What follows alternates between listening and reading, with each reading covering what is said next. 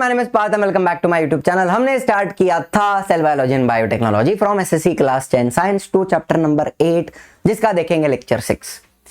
Lecture 6 में अब क्या बताऊं यार, इतने सारे टॉपिक हैं, टाइटल पेज पे फिट नहीं होते। सीधा बताता हूं, पेज 95 एंड 96 पर आने वाले सारे टॉपिक हम आज के वीडियो में देखेंगे। एंड इससे रिलेटेड सारे क्वेश्चंस वीडियो के अंत में दिए हुए हैं, उनको भी पढ़ लेना, देख लेना, प्रिपेयर कर लेना। And if you are new to channel, subscribe करना, शेयर करना, वीडियो को लाइक भी करना, वो तो करते ही हो आप। तो चलिए शुरू करते हैं आज की पहली पेशकश, क्लोनिंग। बहुत ही ऑसम एंड इंटरेस्टिंग चीज है, ध्यान से सुनना। इसके डेफिनेशन से शुरू करते हैं। क्या बोलता है definition? Production of replica. Replica मतलब एक कॉपी, एक duplicate copy. Replica of any cell और ऑर्गन और एंटायर ऑर्गेनिज्म। मतलब आप सेल का कॉपी बनाओ, आप ऑर्गन का कॉपी बनाओ, या फिर एक पूरे ऑर्गेनिज्म का डुप्लीकेट कॉपी बनाओ। इस कॉपी करने के प्रोसेस को हम क्या बोलते हैं? क्लोनिंग बोलते हैं। ठीक है, बात तो बहुत सिंपल है, ऑर्गेनिज्म का कॉपी बनाना है। लेकिन कैसे बनाएंगे? सुनो तो पहले एक यहां पे कहानी याद करते हैं। ये कहानी आपको मैंने चैप्टर नंबर 3 लाइफ प्रोसेसेस में सेक्सुअल रिप्रोडक्शन में बताई है। एक स्पर्म के बारे में हमने बात की थी, हमारा सिपाही, हमारा सोल्जर। ये जो स्पर्म है वो हैप्लॉइड होता है। हैप्लॉइड मतलब क्या? It has single set of chromosomes, one set of chromosome. 23 chromosomes होते हैं स्पर्म के अंदर, मुझे तो पता है, आपको भी पता होना चाहिए। एंड स्पर्म के साथ साथ हमने फीमेल गैमीट की बात की थी, दैट इज ओवम। एंड ये ओवम भी कैसा होता है? हैप्लॉइड होता है। It has single set of chromosome and ovum में भी 23 क्रोमोसोम्स होते हैं। करेक्ट है ना? तो जब एक स्पर्म और एक ओवम फ्यूज हो जाते हैं, कंबाइन होते हैं, इस प्रोसेस को हम फर्टिलाइजेशन बोलते हैं। एंड फर्टिलाइजेशन के बाद मुझे क्या मिलता है? जाइगोट मिलता है। एंड ये जाइगोट डिप्लॉयड होता है। पता है ना, ये कहानी तो हमने पढ़ी हुई है।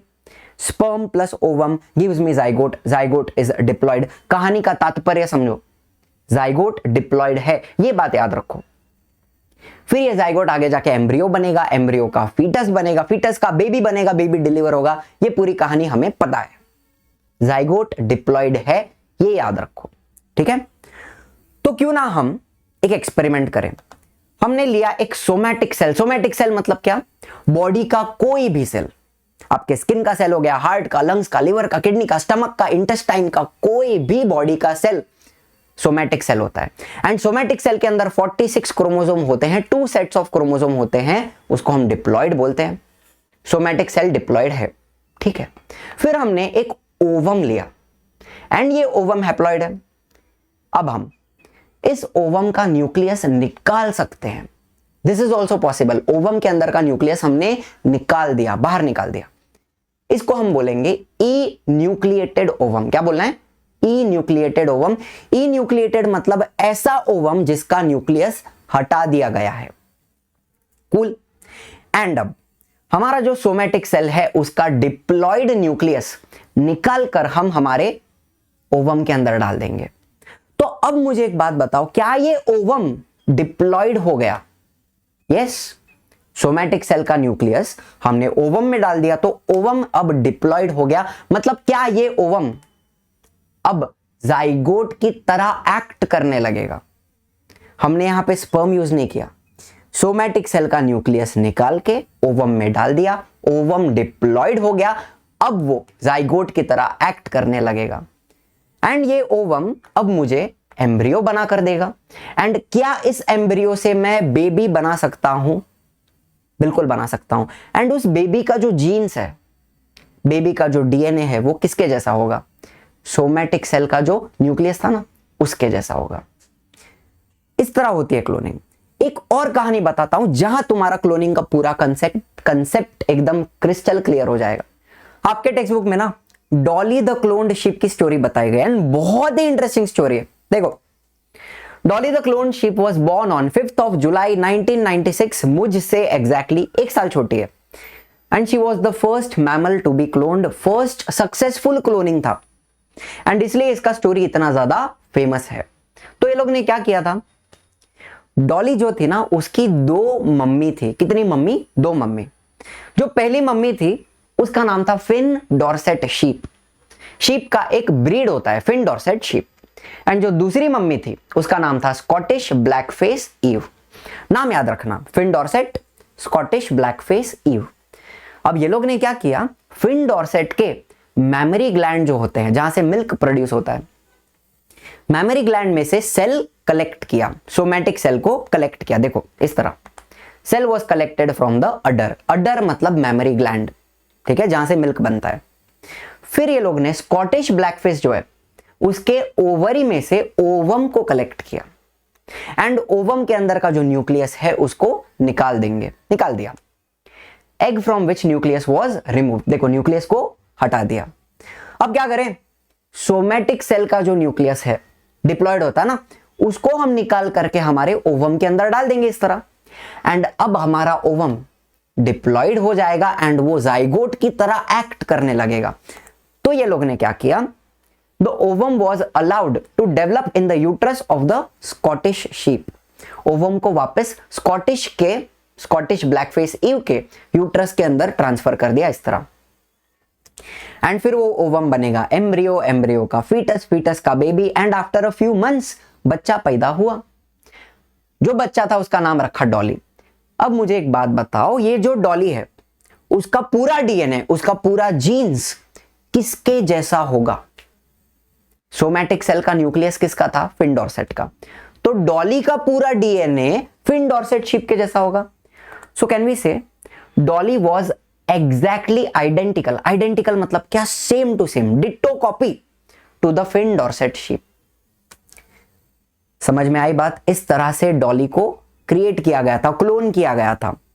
लेकिन जो डॉली थी ना वो ज्यादा टाइम तक जिंदा नहीं रह पाई। 2003 में she died because of progressive lung infection, उसको लंग इन्फेक्शन हो गया था। ठीक है, यहां तक की कहानी समझ में आई? चलिए थोड़ा आगे चलते हैं। ये जो क्लोनिंग की प्रोसेस हमने पढ़ी, इसको हम एक और तरीके से यूज कर सकते हैं। इसको बोलते हैं थेराप्यूटिक क्लोनिंग। थेराप्यूटिक मतलब थेरेपी में यूज की जाने वाली क्लोनिंग, ट्रीटमेंट के लिए यूज की जाने वाली क्लोनिंग। कैसे करना है? सेम प्रोसीजर है, देखो पढ़ो। By the union of somatic cell nucleus with the enucleated egg cell, same to same. Somatic cell लिया है जिसके अंदर डिप्लॉयड न्यूक्लियस है, ओवम लिया है जिसके अंदर हैप्लॉयड न्यूक्लियस है। ओवम का न्यूक्लियस हमने हटा दिया, सोमैटिक सेल का न्यूक्लियस हमने ट्रांसफर कर दिया। ओवम बना जाइगोट एंड जाइगोट बनता है एम्ब्रियो। इस तरह याद करना एक बात, एम्ब्रियो के अंदर जो सेल होते हैं उनको हम स्टेम सेल बोलते हैं। तो कहना इसे इस तरह से लैबोरेटरी में स्टेम सेल बनाए जा सकते हैं। देखो, stem cells can be derived from the cell formed in the laboratory, and ये स्टेम सेल हम अलग अलग बीमारियों के ट्रीटमेंट में यूज कर सकते हैं। Parkinson's, Alzheimer's, diabetes, heart disease हमने पढ़ा हुआ है ना। सो क्या बोलने का, various diseases can be treated with the help of stem cells. चलो ये तो हो गई सेल की क्लोनिंग, ऑर्गेनिज्म की क्लोनिंग। इसके अलावा एक और क्लोनिंग होती है, सुनो। Similar to cells, genes can also be cloned. Gene क्या होता है? डीएनए का सेगमेंट होता है जो कैरेक्टर को कंट्रोल करता है, functional segment of the DNA. Gene का भी कॉपीज बनाया जा सकता है। Millions of copies of the same gene can be produced. कैसे? सुनो, हमने लिया एक बैक्टीरिया। बैक्टीरिया के सेल के अंदर होता है सर्कुलर डीएनए जिसको बोलते हैं प्लाज्मिड। ये कहानी हमने लेक्चर 3 में पढ़ी हुई है। प्लाज्मिड को हमने बाहर निकाला एंड मैंने लिया ये जीन जिसकी मुझे कॉपीज बनानी है। This is my desired gene. इस जीन को मैं प्लाज्मिड के अंदर इस तरह से ऐड कर दूंगा एंड प्लाज्मिड वापस चला जाएगा बैक्टीरिया के अंदर। अब ये बैक्टीरिया खुद की बहुत सारी कॉपीज बना सकता है, फटाफट बैक्टीरिया रिप्रोड्यूस करेगा एंड खुद की कॉपीज बनाएगा। तो कहना इसे जीन की भी कॉपीज बन जाएंगी एंड फिर वो जीन्स हम जीन थेरेपी के लिए यूज करेंगे। जो हमने लास्ट लेक्चर में देखा था ना, फिनाइल कीटोन्यूरिया, लिवर का बीमारी, तो ऐसे बीमारी के ट्रीटमेंट के लिए, जीन थेरेपी के लिए ये प्रोसेस करी जा सकती है। चलो ये तो सारी बातें हो गई, समझ में गई होंगी। एक बात लास्ट आपको बतानी है, ह्यूमन क्लोनिंग जो है, इंसान का क्लोनिंग, उसके ऊपर वर्ल्ड वाइड बैन है।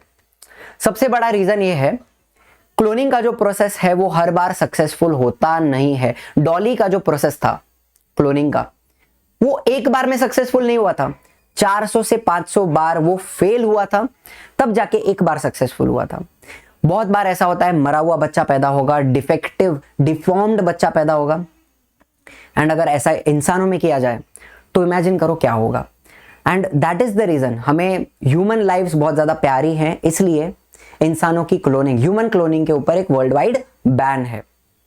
ठीक है, ठीक है, क्लोनिंग यहां होती है समाप्त। तो बात करते हैं इंडस्ट्रियल प्रोडक्ट्स की। देखो बायोटेक्नोलॉजी यूज करके बहुत सारे इंडस्ट्रियल प्रोडक्ट्स, केमिकल्स बनाए जा सकते हैं। इसको बोलते हैं व्हाइट बायोटेक्नोलॉजी। सिंपल भाषा में व्हाइट बायोटेक्नोलॉजी मतलब क्या? बायोटेक्नोलॉजी जिसको हम इंडस्ट्री में यूज करेंगे केमिकल बनाने के लिए, इसको बोलते हैं व्हाइट बायोटेक्नोलॉजी। ठीक है, तो ये लोग ने क्या बोला है? Various chemicals can be produced through less expensive processes. Biotechnology अगर हम यूज करें तो हमारा बहुत सारा पैसा बच जाएगा, हमारी जो प्रोसेस है वो सस्ते में हो जाएगी। एग्जाम्पल दिया है, शुगर मोलासिस लिया है। क्या होता है sugar molasses? Sugar cane industry में शुगर जहां पे प्रोड्यूस होती है वहां से एक बाय प्रोडक्ट मिलता है, एक थिक सिरप जैसा होता है ना, thick black dark brown liquid. इस शुगर मोलासिस का अगर हम फर्मेंटेशन करें, कौन करेगा फर्मेंटेशन? Transgenic east. ईस्ट याद है आपको, यूनिसेल्यूलर फंगस होती है। ट्रांसजेनिक मतलब मॉडिफाइड, ऐसा ईस्ट जिसको हमने जेनेटिकली मॉडिफाई किया, ट्रांसजेनिक ईस्ट। इसको यूज करके हमने फर्मेंटेशन किया एंड हमें क्या मिला भाई? अल्कोहल मिला। ये तो एक एग्जांपल दिया है, ऐसे कितने सारे केमिकल्स हैं जो बायोटेक्नोलॉजी से बनाए जाते हैं। आज की अगली पेशकश, एनवायरमेंट एंड बायोटेक्नोलॉजी। देखो सीवेज जो होता है, क्या होता है सीवेज? नाले का पानी, गंदा पानी, टॉयलेट से आने वाला पानी। एंड सॉलिड वेस्ट तो आपको पता है, सीवेज एंड सॉलिड वेस्ट के ट्रीटमेंट के लिए, मतलब डिकम्पोजिशन के लिए माइक्रो ऑर्गेनिजम्स यूज किए जाते हैं। ये मुझे भी पता है और आपको भी पता है।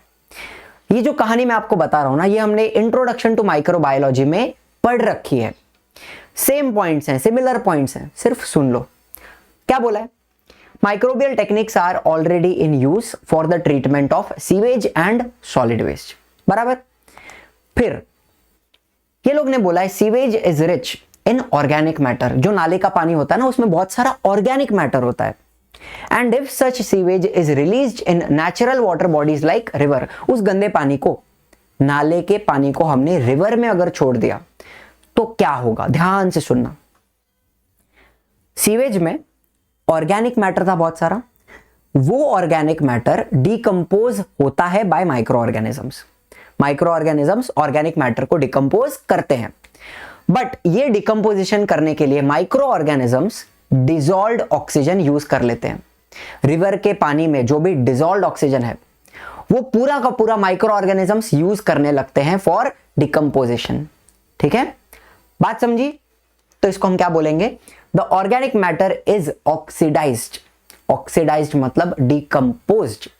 The organic matter is oxidised with the help of dissolved oxygen. पानी के अंदर का डिसॉल्व्ड ऑक्सीजन यूज हो रहा है। कौन यूज कर रहा है? माइक्रो ऑर्गेनिजम्स यूज कर रहे हैं। So due to this level of dissolved oxygen in the water will decrease. पानी के अंदर का डिसॉल्व्ड ऑक्सीजन क्या हो रहा है? कम हो रहा है, कम हो रहा है, कम हो रहा है।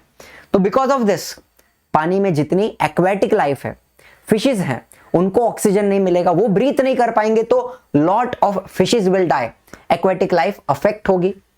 बराबर है। तो हम क्या करें? सॉल्यूशन क्या है? As a remedy on this, remedy मतलब क्या? Solution. Sewage should be release in the rivers only after treatment. Sewage treatment plant होता है जिसके बारे में हमने चैप्टर 7 इंट्रोडक्शन टू माइक्रोबायोलॉजी में पढ़ा है। सीवेज का ट्रीटमेंट होने के बाद, डिकम्पोजिशन होने के बाद उसको हम वाटर बॉडी में रिलीज कर सकते हैं। ठीक है, सिंपल सा पॉइंट है, समझ गया? आगे चलते हैं। इंडस्ट्री में से आने वाला जो कचरा है जिसको इंडस्ट्रियल एफ्लुएंट बोलते हैं, अगर उस कचरे को हम सॉइल में रिलीज कर दें, ग्राउंड में, तो हमारे सॉइल के अंदर बहुत सारे टॉक्सिन्स जमा हो जाते हैं। हार्मफुल केमिकल्स, पॉल्यूटेंट्स सब सॉइल के अंदर जमा हो गया। इसको हम हटाएं कैसे, निकालें कैसे? देखो हमारे पास कुछ प्लांट है एंड हमारे पास कुछ बैक्टीरिया हैं जो सॉइल के अंदर प्रेजेंट है। ये प्लांट एंड बैक्टीरिया टॉक्सिन को एब्जॉर्ब कर लेते हैं। क्या कर लेते हैं? एब्जॉर्ब कर लेते हैं। एंड इस प्रोसेस में हमारे प्लांट को या बैक्टीरिया को कोई डैमेज नहीं होगा। प्लांट उस टॉक्सिन को कहीं ना कहीं अपने अंदर यूज कर लेगा या फिर उस टॉक्सिन की टॉक्सिसिटी को कम कर देगा, वीक बना देगा। समझ रहे हो? तो यहां पर क्या हुआ, हमने एनवायरनमेंट को क्लीन किया, हमने टॉक्सिन्स को हटा दिया, एनवायरनमेंट को क्लीन किया। इस प्रोसेस को बोलते हैं रेमेडिएशन, क्लीनिंग द एनवायरनमेंट। किसने क्लीन किया? प्लांट एंड बैक्टीरिया, ये लोग लिविंग ऑर्गेनिजम्स है। लिविंग ऑर्गेनिज्म को हम बायो बोलते हैं, तो इस पूरे प्रोसेस को बायो रेमेडिएशन बोलेंगे। ध्यान से सुनना, cleaning the environment with the help of living organisms is called bio remediation. अब इसका टेक्सचुअल डेफिनेशन क्या है, देखो, एब्जॉर्प्शन और destruction of toxic chemical and harmful pollutant by living organisms is called as bio remediation. ये definition exam में आ सकती है, लिख लो, नोट कर लो, ठीक है। एंड अगर इस प्रोसेस के लिए स्पेसिफिकली प्लांट यूज किया जाता है तो उसको बोलते हैं phyto remediation. Listen, if plants are used for this purpose, अगर प्लांट को यूज करके हम टॉक्सिन को एब्जॉर्ब करते हैं उसको बोलते हैं फाइटो रेमेडिएशन। फाइटो मतलब प्लांट, प्लांट से होने वाली क्लीनिंग फाइटो रेमेडिएशन। समझ रहे हो, फील आ रहा है पक्का? अब एग्जांपल सुनो, एक फर्न है। फर्न मतलब क्या, हमने 9th में टेरिडोफाइटा पढ़ा था। टेरिडोफाइटा में जो प्लांट आते हैं उनको हम फर्न बोलते हैं। The fern Pteris vittata it can absorb arsenic from the soil. Arsenic क्या होता है? एक पॉइजनस मेटलॉइड होता है, उसको ये प्लांट एब्जॉर्ब कर लेता है, ठीक है, मान लिया। फिर genetically modified variety of Indian mustard. Mustard मतलब क्या? राई। वो ब्लैक कलर के जो सीड होते हैं जिनको तड़का मारने के लिए, फोड़नी देने के लिए यूज किया जाता है, उस मस्टर्ड को हमने क्या किया? Genetically modify, GM crop.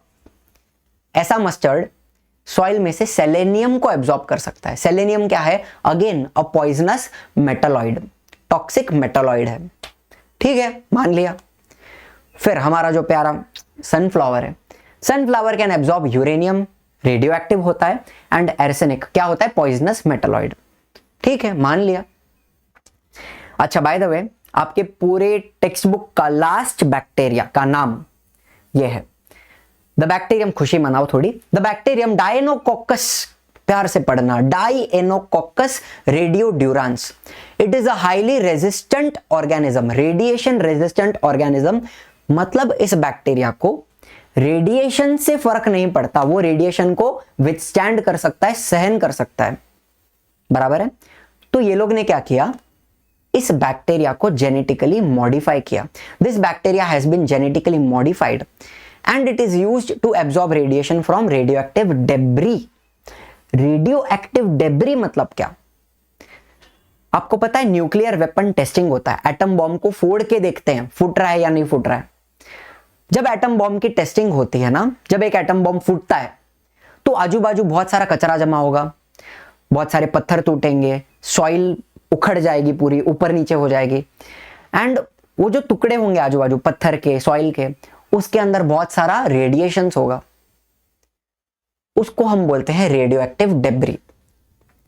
तो वहां का रेडिएशन एब्जॉर्ब कौन करेगा? हमारा प्यारा डायनोकोकस रेडियोड्यूरांस, ठीक है, यहां तक समझा। एंड आखिरी बात, ग्रासेस लाइक अल्फाल्फा, एक घास है जिसका नाम है अल्फाल्फा, फिर एक घास है जिसका नाम है क्लोवर एंड राई। इन तीनों को भी फाइटो रेमेडिएशन के लिए यूज किया जाता है। मतलब ये तीनों ग्रास भी सॉइल में से टॉक्सिन को एब्जॉर्ब कर सकते हैं। बात समझ में आई? बहुत ही सिंपल फंडा है, अच्छे से पढ़ लेना। चलिए थोड़ा आगे चलते हैं। आज की आखिरी पेशकश डीएनए फिंगरप्रिंटिंग, बहुत ही औसम सा कंसेप्ट है, चलो देख लेते हैं। आपको पता है दुनिया में जितने सारे लोग हैं सबका फिंगरप्रिंट्स अलग होता है। Each person has unique fingerprints. मैं अपने अंगूठे से किसी का फोन नहीं खोल सकता, एंड इवन जो ट्विंस होते हैं, जुड़वा, उनके भी फिंगरप्रिंट्स अलग होते हैं। इसी तरह से हमारा जो डीएनए सीक्वेंस है, ATGC, ATGC, adenine, thymine, गोनिन, cytosine, ये जो सीक्वेंस होता है ना, ये भी हर एक इंसान का अलग होता है। किसी भी दो लोगों का डीएनए सेम नहीं होगा। सो कैन वी से just like fingerprints, DNA sequence of every person is unique. Twins का भी डीएनए 100% मैच नहीं होता है, ये बात याद रखना। हर एक इंसान का डीएनए अलग है, ठीक है। तो अब इसका क्या फायदा? Due to this identity of any person can be established with the help of available DNA. तो अगर मेरे पास किसी का डीएनए है, उसका मैंने टेस्ट करवाया, तो उस बंदे की आइडेंटिटी हमें पता चल सकती है। एंड जब डीएनए का टेस्ट किया जाता है ना, तो उसका रिजल्ट कुछ ऐसा दिखता है, हमें बैंड्स दिखते हैं, लाइंस दिखती हैं। एंड ये बैंड्स हर एक इंसान के अलग होते हैं। बेसिक फंडा याद रखो, हर एक इंसान का डीएनए का जो सीक्वेंस है वो अलग होगा, ठीक है। तो इसका अब प्रैक्टिकली कहां यूज किया जाता है, देखो, it is useful in forensic sciences. मान लो मर्डर हुआ है, हम क्राइम सीन पे, हमें खूनी का पता लगाना है। क्राइम सीन पे मुझे ब्लड मिला, मुझे हेयर मिले, किसी के बाल पड़े हुए हैं, किसी का सलाइवा, कोई थूक के चला गया, किसी का सलाइवा पड़ा हुआ है, तो इन चीजों में से मुझे डीएनए मिल सकता है। एंड मैंने डीएनए टेस्ट करवाया, तो अब देखो रिजल्ट क्या आया। जो पहला बैंड दिख रहा है क्राइम सीन वाला, वो क्राइम सीन वाले डीएनए का रिजल्ट है। एंड मेरे पास दो लोग थे जिनके ऊपर मुझे शक था, सस्पेक्ट नंबर 1 एंड 2। सस्पेक्ट 2 का जो डीएनए है वो क्राइम सीन वाले डीएनए के साथ मैच हो रहा है। देखो, तो खूनी कौन है, सस्पेक्ट नंबर 2। इस तरह से डीएनए को मैच करके क्रिमिनल का पता लगाया जा सकता है। सिंपल सी बात है। एंड एक और चीज, similarly identity of father of any child can be established. मतलब ये जो सैड सा बंदा दिख रहा है, अगर इसे लगता है कि बच्चा मेरा नहीं है, वाइफ मेरी है, बच्चा किसी और का है, तो ये बंदा डीएनए टेस्ट करवा सकता है। उसको हम पैटर्निटी टेस्ट बोलते हैं, ठीक है। यूजिंग दिस टेस्ट उसे पता चल जाएगा बच्चा उसका है या नहीं है। सिंपल। एंड एक आखिरी बात, आपको पता है ऑयल स्पिल हो सकता है ओशन के अंदर। बड़े बड़े जो शिप होते हैं ऑयल लेकर आते हैं, कुछ आंधी तूफान आ गया, कुछ प्रॉब्लम हो गया, तो ऑयल स्पिल हो गया। इस ऑयल को खत्म करने के लिए, डाइजेस्ट करने के लिए हमारे पास दो बैक्टीरिया हैं, एक तो सुडोमोनास एंड एक तो था अल्केनिवोरैक्स बोर्क्यूमेंसिस। इनके बारे में हमने इंट्रोडक्शन टू माइक्रोबायोलॉजी में पढ़ा हुआ है, सेम स्टोरी है।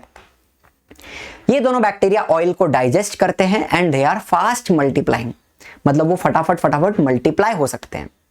अच्छा, अब ये जो आइडिया था बैक्टीरिया को यूज करके ऑयल स्पिल को क्लियर करने का, ये आइडिया हमारे Indian scientist doctor Anand Mohan चक्रवर्ती, इन्होंने पहली बार दिया था।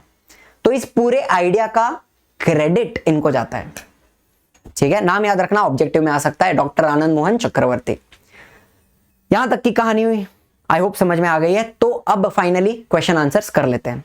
तो आज का पहला question, dash is the revolutionary event in biotechnology after cloning. Cloning के बाद बायोटेक्नोलॉजी में सबसे ज्यादा रिसर्च किस पे हो रही है? स्टेम सेल पे हो रही है। तो देखो, stem cell research is the revolutionary event in biotechnology after cloning. Cloning के बाद स्टेम सेल सबसे बड़ा रिवॉल्यूशनरी इवेंट है, ठीक है। Give any two examples of bio remediation, ये हमने पढ़ा हुआ है। एक तो fern Pteris vittata can absorb arsenic from soil, and दूसरा genetically modified variety of Indian mustard राई, it can absorb selenium from soil. Arsenic and selenium क्या है? पॉइजनस मेटलॉइड्स हैं, ठीक है।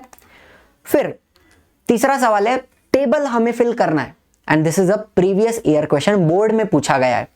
बहुत ही ज्यादा इजी है, बहुत ही ज्यादा सिमिलर है। टेरिस विटाटा क्या करता है? एर्सेनिक एब्जॉर्ब करता है, तो लिख दो भाई arsenic from soil. Pseudomonas oil spill को क्लियर करता है ना, तो हम लिखेंगे हाइड्रोकार्बन एंड ऑयल पॉल्यूटेंट को क्लियर करता है।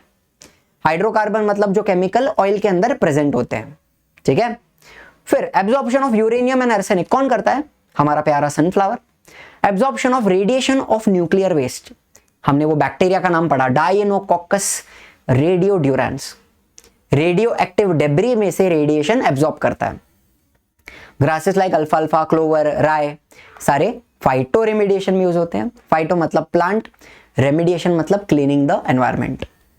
And decomposing rubber from garbage, ये हमारा इंट्रोडक्शन टू माइक्रोबायोलॉजी वाला आंसर है। एक्टिनोमाइसीड्स, एक्टिनोप्लेन्स, स्ट्रेप्टोमाइसिस, ये हमने पढ़ा हुआ है ना, कोई भी एक लिख दो, एक्टिनोमाइसीड्स।